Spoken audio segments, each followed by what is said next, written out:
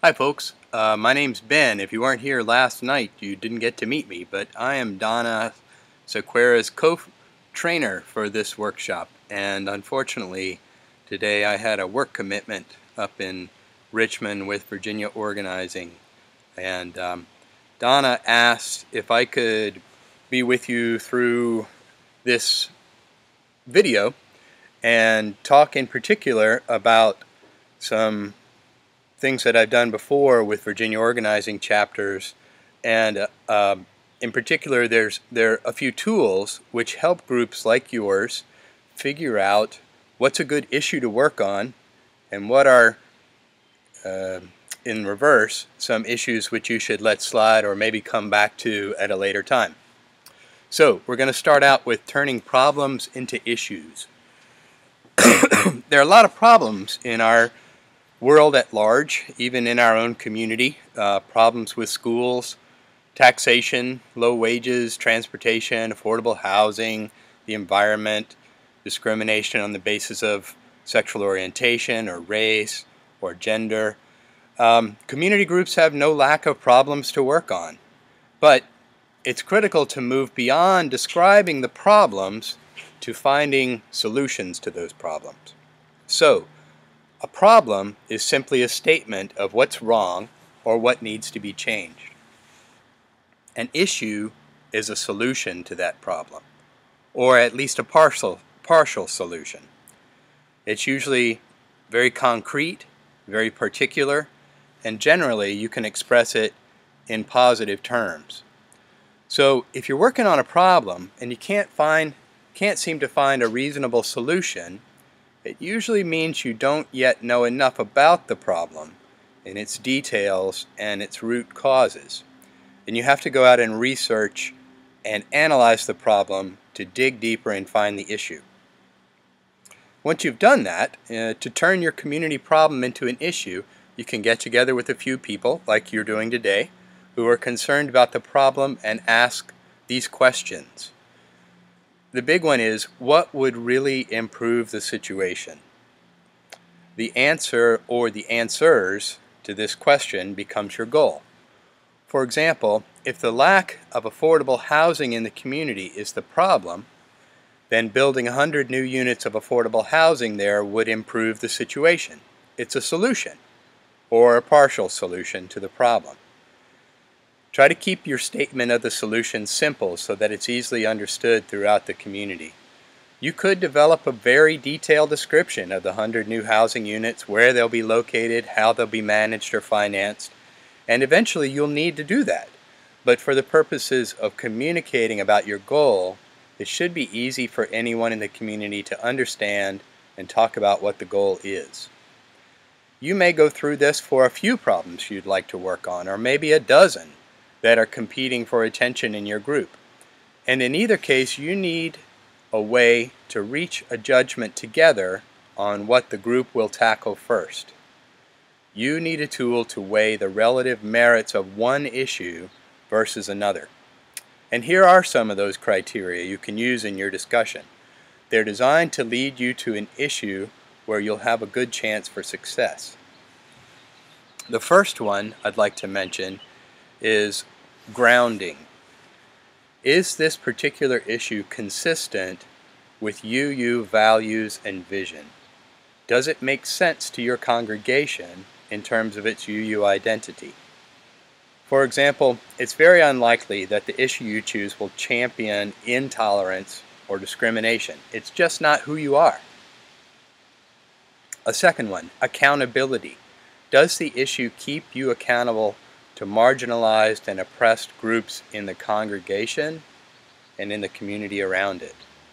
Do you have relationships with those groups in the community so that you can accurately answer this question?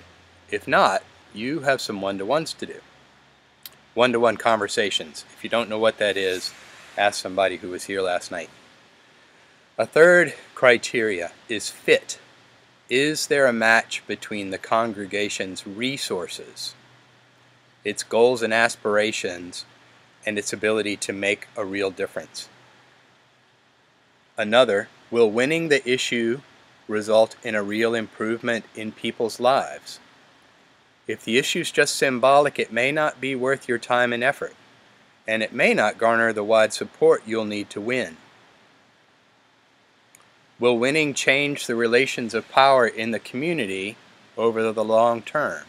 For example, if people of color have been systematically discriminated against in your community, will the issue give people of color more power to end that discrimination and to prevent more in the future?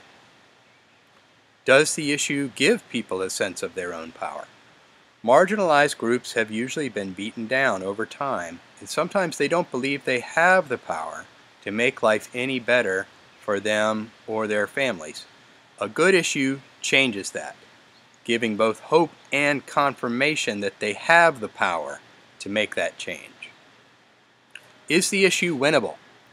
It's okay if a victory will be a challenge, but if there's just no chance in the current context to win, then you should drop the issue, no matter how good it seems. This criteria is not optional. Is the issue widely felt in the community? Are a lot of people bothered by the problem? And then, one that's paired with that, but quite different, is the issue deeply felt? So many people may notice a problem, but be unmoved to do anything about it. Deeply feeling a problem means people will be motivated to get involved and stick with it. Is the issue easy to understand? Touched on this earlier. If you can't explain the issue in 2 sentences or less, you need to simplify it. Neither the press nor the public will give you much more time than that to state your case. I don't mean you won't have more space to explain nuances and causes and implications. I'm just talking about the core of your issue statement. The issue must have a clear target. Like being winnable, this one is not optional. The target is the person or small group of people who can give you what you want. You should be able to identify these people by name. They are the decision makers. For example, if you want to close the racial achievement gap in school through early intervention programs, the target is the school board. If you want more affordable housing, the target is probably the county board of supervisors.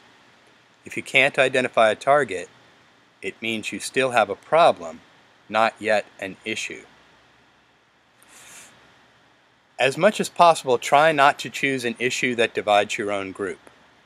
You'll find enough opponents outside your organization, so you don't need to start with a lot of them working against you from within. Does the issue build leadership in your organization? This kind of organizational development makes you stronger and more prepared for success on the next issue you tackle, because you have stronger leaders. And along these same lines, does the issue help your organization raise money? Congregations and nonprofits have a baseline of funding they need to operate, and without it, the group dies. If you can raise more than the baseline, then you become more effective in your work, because you have more resources to bring to bear on your issues. And finally, does the issue have a clear time frame that works for you? Here's an example. A UU student group on campus at William & Mary shouldn't start an issue campaign with 1 month left in the semester. The students will soon be swamped with work, and then they'll disperse for the summer. Similarly, your congregation has an ebb and flow throughout the year. Don't start an issue campaign in June unless you intend to start slowly and ramp up in the fall.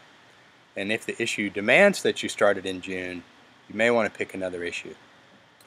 I hope this criteria are useful for you and that you have some great conversations as the day goes forward. Wish I could be with you, but I'm looking forward to hearing about how it all went. Bye-bye.